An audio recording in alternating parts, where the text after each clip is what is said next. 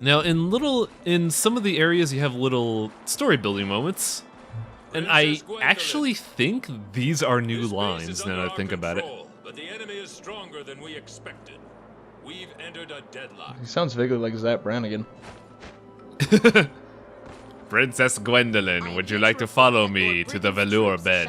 The general has sent us I'm a sorry, message to everybody. fight strongly. No. He's so late. What is he doing? Topple like a house of cards. Checkmate. But yeah, in these little rest areas, you could get resupplied, you find shops, you get little bits of storia. It's I could pretty cool. charge extra since this is a battlefield, but it's very dangerous. I could have 9 lives and it still wouldn't be enough. I'll make you a deal. Shopkeepers are the funniest thing in this game to me. I mean, this seemed pretty cool. This is one of the 2 useful things I get out of shop. It's the map. I don't really need them because I know where everything is, but I like to know what's ahead just to be like, oh yeah, that fight's coming ahead. I should do this. Gotcha, gotcha. No, it makes sense. It looks like I saw some sort of treasure over there as well. Yeah, next fight specifically is a tutorial for a certain kind of potion, and it's also a ranked fight. Of course it is. Basically, any fight in a circle is a ranked fight. If you fight in a hallway, it's not a ranked fight. Okay. Let's learn about Cypher skills.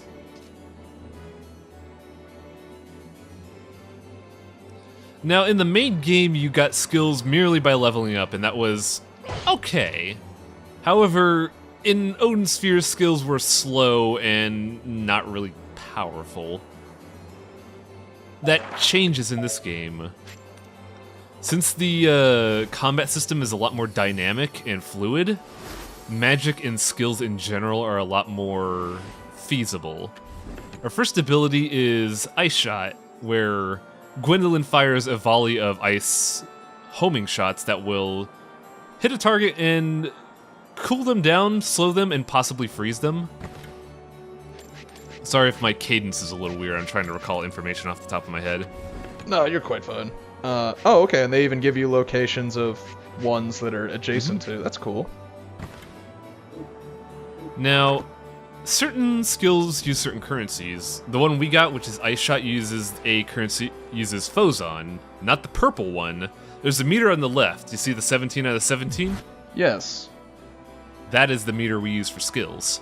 Gotcha. Now, Phozons absorbed in the field also fuel that. It's just that you don't use the Phozons you eat to use skills. You have like a little battery of power. We have different Now let's test out our new souls. skill. What? I know we saw him earlier, but what? This is the Unicorn Knight. He's pretty tough in this version. Now, I just used a potion called Cyclone. That was originally a skill for Gwendolyn in her first level, but since the combat system is revamped, it's now a potion. Also, bosses are a lot harder because they could just say, yo, check this shit out, I got minions. But the boss... Ow. Now, I mentioned early on getting hit would kill me, but in the first 2 levels of a game, that's not really the case because the game is scaled for normal play. Gotcha. Once you get past Chapter 3 in any character, though, then things start heating up. That is the Also, shit gets real moment. Once you get combos going,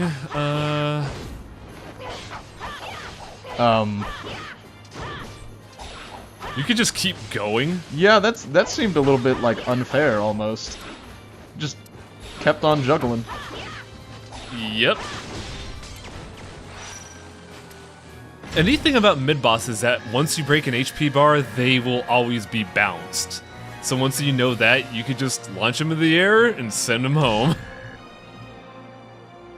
If you do things properly, once you rend someone's HP bar, if you combo properly, you will just take out you'll take out a half of their next HP bar, and they don't stand a chance. That was a remarkably cool fight, being real here. That was definitely something. Oh, All the fights in Odin Sphere are a lot better.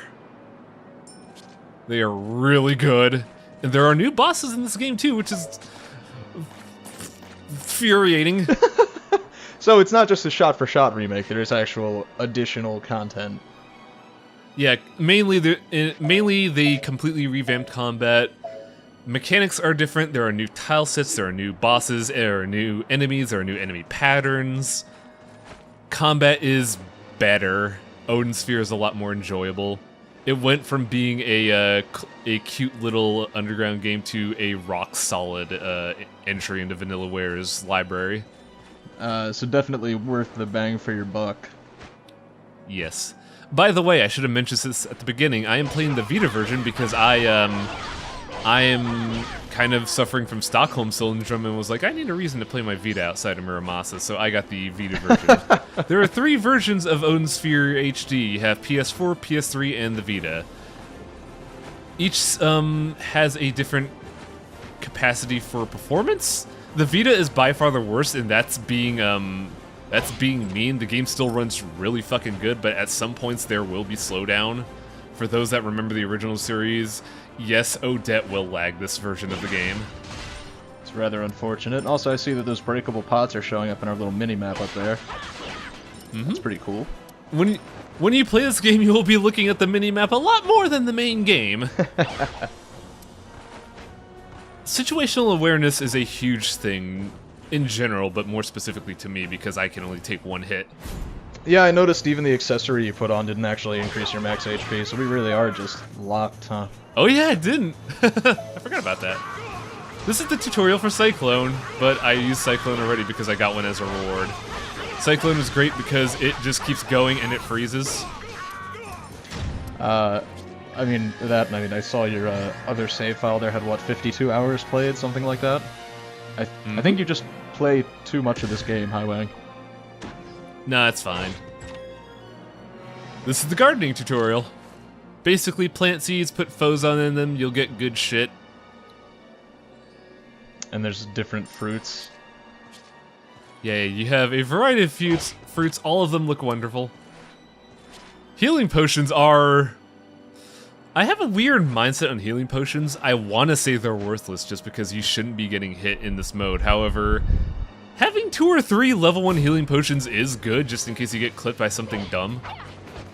That's fair. Oh, I see it's prompting us for another potion. Wonderful. Yeah, that's the tutorial system that I haven't turned off yet. That's not even the right potion. You had 1 job, man.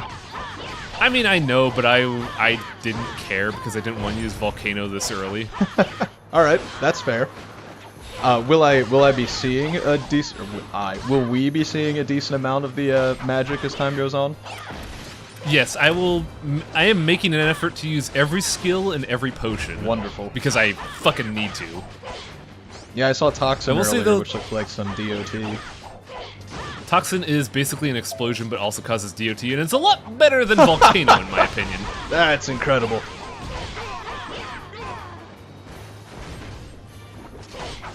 Now here's that, damn it, I couldn't keep the juggle. I think this came out in June, I believe. The remake, that is, and I haven't played for a couple months, so I'm dropping combos pretty frequently. Volcano's really good because it just goes. Yes it does. Though honestly, the fire potion line is probably the weakest in my opinion, which is tragic because it was actually pretty good in the original game. It looks really freaking cool though. It's a good thing for new players, but as I'm playing it more, I realize Volcano's kinda eh. There are better ones. Also, I'm showing off how grading works. Yeah. There are many ways you could get grade, and the scaling is all the same. Like, if you want to get S rank, you have to get 1,000 points, and then you just go down from there. The main trick about Heroic Mode is that because you're playing on Heroic Mode, you always get a free 100 points. And then I saw no damage and meeting the time requirement is 1,000 right there, so... Yep.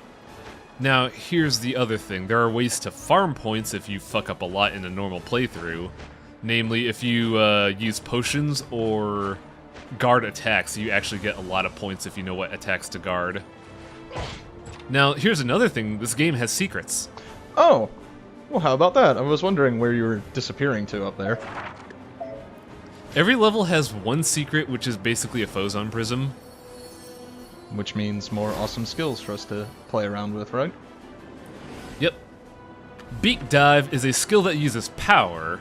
Now, in the original game, the power meter was fucking awful. In the original game, the POW meter restricted your ability to attack. Oh. If you attacked, you would use up your POW meter, and if you emptied your POW meter, you got stunned. Oh, that's, not good. No. And the only way to recharge your POW meter in the main game was to hold the Absorb Foes On button in this game to charge up your POW meter. They fucking stopped that, thank goodness. Now POW meter is just a means of restricting how many skills you could use in a chain. So I could only use Beak Drive 3 times per combo until my meter fills up. Gotcha. Okay, so it consumes 30% of the POW meter. Is that what that number represented? Yeah, and if it empties, you don't stun, thank goodness. Okay. Now on the topic of Beak Dive, I used to think it was a non-essential skill. It was just, oh, that was a thing. But really good in Heroic, because it has the trait of pushing you through an enemy. Oh. And a lot of enemies love to fight you face to face. You don't want to fight face to face. So if you see an attack coming, you could just like, oh, Beak Dive, I'm behind you. I'm not gonna eat that shit. Gotcha. I see that you're also picking up an accessory here, or equipment, whatever it's called. Shield Ring is very important in Heroic mode. It's only a 5% chance to auto block, but that's a really fucking generous 5%. Yeah? It's one of those, don't rely on it, but when it comes in, hey. Yep. Also, one thing I gotta mention that is very important in this game, skills don't give you invincibility frames. Oh. Okay. To counter that, you have a very platinum style thing of your dodge cancels everything and gives you iframes through the entire animation. Okay. So if you use a skill by mistake and you know you're in danger, you could roll out of it and stay safe. I have a report, Gotcha. Your Highness. The Aesir have launched an all-out assault. Meet the Queen of the They are Fairies. attacking our headquarters with all their soldiers. she does not appear to be The holding that Paladins fight staff in a valiantly, particularly but 'tis wise only a way. matter of time till they are overrun. I mean, she's not a fighter. She's Odin, mainly here to I inspire see he risks his morale own for the life with troops. this strategy of With his. what appear to be Here are cabbages your in her hair. orders. Quickly, call back Yes, the actually. troops from the front line. The Vanir have a very nature-oriented Use everything we design. have. If you take a look at the Attack paladin both here, he has a sides and scarab shell as a annihilate shield. Oh. Bye. Our king is bestowed That wasn't with very divine nice. Grace. Prepare yourself, Queen of the Ghosts. Well, her sister died, so she's pretty mad. I, King Odin's daughter Gwendolyn, shall I be mean, the like, one that's to take your understandable, life. but... So, you call me a ghost? Also, if any viewers are keen on voice acting lines, yes, the Queen of the Fairies is voiced by Faye Valentine from Cowboy Bebop. Oh, shit! I knew I had heard it, I just couldn't play. Is she wearing heels? Time, sorcerer. Yes. Your Majesty. Say hello to a My wizard! Apologies for my tardiness. Come, Belial, my faithful. So check out our first boss fight. This Let us put this to the this is a hell of a boss fight. You still dare to speak so I was expecting to, like, fight the sorcerer or something. They are literally summoning a dragon for— holy shit! I'm in love. I need this game. So, they say Belial the Raging Dragon. I call him Belial the Trash Dragon. That is not an insult. You probably won't see his attacks because I, try to get out of the way, but his main attacks are Garbage Breath. I see it bouncing away on the mini-map there. That's pretty great. Oh god, it explodes. That's horrifying. Yeah, I call it Garbage Breath, but it's actually just a bunch of armor that he's eaten from fallen soldiers. But he's really just a garbage dragon. Belial is a really tricky fight that could throw people off for the first time because of a lot of his attacks have pretty generous hitboxes. Like, deceptively large hitboxes. Yeah, and the trash ball is also tricky if you don't know to get behind him. I've played this game a lot, so I know all the tells and I know what to look out for. By the way, Is he... this attack here is infamous. In the original version of Odin Sphere, depending on how much garbage was on the field, when he would vacuum it all up, your game would stop. It's better now. However, there's a new thing. Belial's breath, if there is a potion on the field, if he vacuums it up, he will heal no matter what the potion is. Oh, that's not good. Which is why him dropping potions on HP bar drop is threatening. I think it's gonna show right about here. He's been struggling with that last bit of armor for a while now. I just really want to eat that. No. Yeah, there was the main purpose of Beak Drive. I never want to be in front of an enemy. Gotcha. Plus, it looks really cool. Yeah, too bad I could get hit during it. Yeah, that is a little less cool, but still.